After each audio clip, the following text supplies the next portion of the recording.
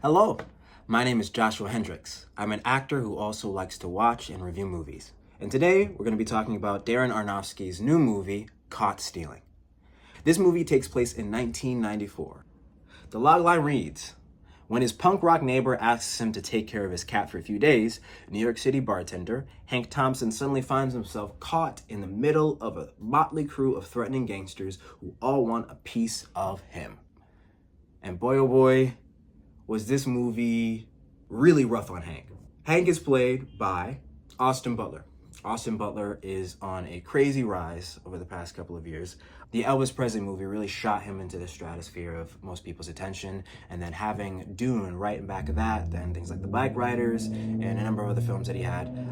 He's basically the new star in Hollywood who has been able to showcase his range. I really liked him in Dune. He was really awesome as Fade Rautha Harkonnen. I think that's how you pronounce it. He was really good in that. That was when I was like, oh, okay, this dude can really do a bunch of other varying roles.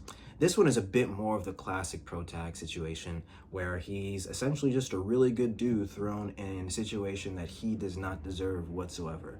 Zoe Kravitz plays his significant other in the movie, who basically is saying, you got to get your stuff together, bro, before I decide to take this relationship more seriously. His neighbor is played by Doctor Who's very own Matt Smith, who does a really great job of just playing this really kind of wild, out there, wacky neighbor who, as soon as he leaves, all the pressure is now on Hank, Austin Butler's character in this movie. So I saw this with friends. This was a group viewing with a bunch of my homies. We had a bunch of AMC gift cards, and we went out to see this thing because this was the one thing that we could all agree upon. And I gotta tell you, it was a really good time being able to see with everybody. This Darren Aronofsky movie, I think, is a lot more palatable for general audiences. Requiem for a Dream and Mother, all these psychological and horror-like movies can really be divisive depending on who you are. But with this, I definitely feel like this is something that everybody can kind of get into.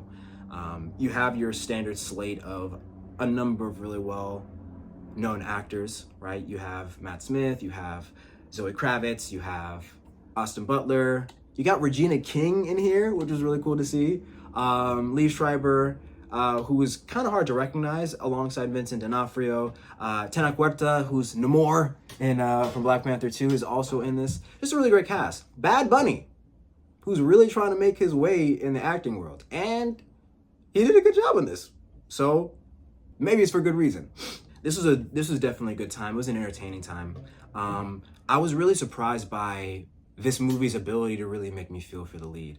I wasn't anticipating, based on the trailers, them going as deep into his psyche, his trauma, and a lot of the internal struggles that he was going to deal with over the course of this film. I probably should have guessed that with Darren Aronofsky being at the helm of this, but I don't think I knew that going into this. And so being able to see a lot of the imagery that went into this film with regards to flashbacks that are shown to kind of showcase his past and what he's been dealing with over the course of the years, and his personal failures and lack of personal success and insecurities, really made this movie a lot more grounded for me in a way that I didn't expect. Especially since the trailers make this seem like just a really action-packed sort of fun film. There definitely is some dark aspects to it. Bodies drop in this, and you can't trust anybody, which I also really liked about it. I like the fact that there was no real hero outside of our main protagonist in the story. Everybody had an angle, everybody wanted something or needed something from him, and in the end, everybody had something to gain from taking something away from him, which is really interesting.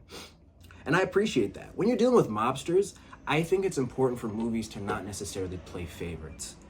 And when you have a character like this, who is essentially a civilian, an everyday man, who's just trying to live his life, who's just trying to be with this girl, who's just trying to make something of himself, when you have all these people interacting with him, all these people coming at him, they really did a good job of making you feel like, I really can't trust anybody. It also takes place in New York City. So it was really awesome to see a number of locations that I've seen before since living here. Chinatown was showcased really in a really cool way in a certain sequence in the movie. And I just really like seeing movies in New York, as I said in one of my previous reviews. Being able to see the multicultural nature of it being depicted in each of the different gangs or mobsters that we see in this movie, just made it feel like we were really on location. Like we were really in the throes of this time period. The references to the Yankee games, right, and the Yankees-Mets rivalry was also very alive and well in this one, and is really relevant because of Hank's past baseball experience, which you'll see what that means once you go into the film. I also think this movie was really well paced. Another sub 2 hour movie. We've had a couple of those recently, especially on this channel. It felt like we were constantly on this ride. There were moments in time where we were able to slow it down and kind of peek a bit more behind the curtain into Hank's character, as well as his relationships and what was driving him. But then once the action starts again, it's on. He's getting chased. Ally ships change from one person to the next. People come back into the picture and leave the picture. It's a wild time, but it's also a time that felt a lot more grounded than I expected. I definitely enjoyed the characters. There were some characters that were definitely over the top purposefully. One of the henchmen, I think his name is Pavel. So this dude was ridiculous. He was constantly saying like weird, odd phrases and stuff, and was trying to get under the lead's skin and trying to intimidate him in ways that were just hilarious. He was a standout for me just in terms of what his personality was. Bad Bunny also stood out in a limited amount of screen time. I'm a person who's learning Spanish right now, so I was really trying to keep my ears up to listen to what he was saying. He's got that Puerto Rican Spanish, so you know they talk fast and they kind of like they got that accent going. But I was able to piece together some of the things he was saying, and I think his acting is definitely coming along. The last thing I saw him in, I think, was Bullet Train, and man's showing some range. So keep it up, bro. Keep it up, Benito. It just got announced that he's going to be headlining the Super Bowl, so that's going to be really sick too. Matt Smith almost stole the show for me just because of how funny he was in this movie. He's a person who seemed like he doesn't have his crap together, but also is the linchpin for so much in this movie. And just to see his moments of competence and incompetence constantly fighting over each other was both equally frustrating and equally hilarious. And Regina King also has a really good role in this too, a larger role than I necessarily expected. One of my bigger gripes is just how much Zoe Kravitz is in this one versus the amount that she's on the press tour. I think they kind of did a similar thing with Dune, right, with Zendaya, where she was in a bunch of the advertisements and then she wasn't exactly in the movie for very long. I feel a similar way with Zoe Kravitz, but the amount that she is in this movie is still really good. She does a solid job, and her character is integral to the arc of this story. I do wish we could have gotten a little bit more from her though, just because she is great. While I mentioned the pace of this movie being quite good, I think that there was a moment in time towards the latter half of it where it started to drag just a bit for me, and I think that had to do with this mitzvah sequence. I won't say too much about what it is exactly, but we go from Austin Butler constantly dealing with challenge after challenge after challenge and chase sequence after chase sequence, brief break here and then something else, to him fraternizing with some of the Jewish mobsters. And I'm like, okay, I think I'm getting a story here, but it also just feels like some of the high octane moments that I was really excited about were starting to lose a little bit of steam. But shortly after that, we got right back into it, and we didn't really look back after that point.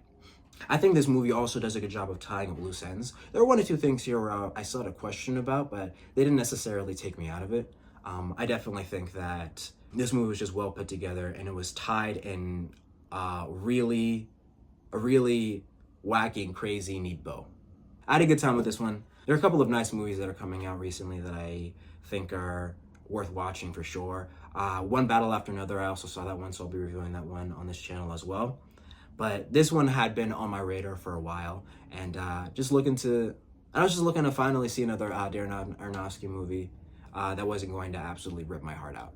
This movie tried to do that a couple of times, but I still left having a good time and enjoying myself, and glad I went out to the movies.